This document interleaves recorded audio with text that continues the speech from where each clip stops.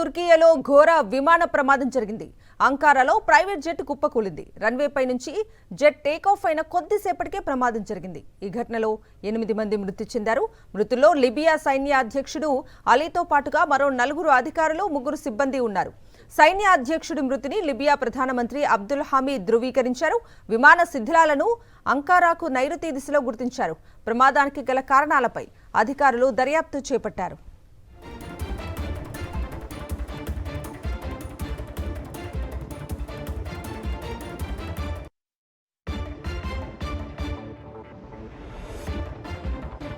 తుర్కియాలో ఘోర విమాన ప్రమాదం జరిగింది.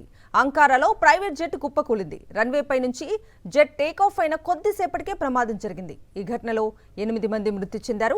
మృతుల్లో లిబియా సైన్య అధ్యక్షుడు అలీతో పాటుగా మరో 4 అధికారులు, 3 సిబ్బంది ఉన్నారు.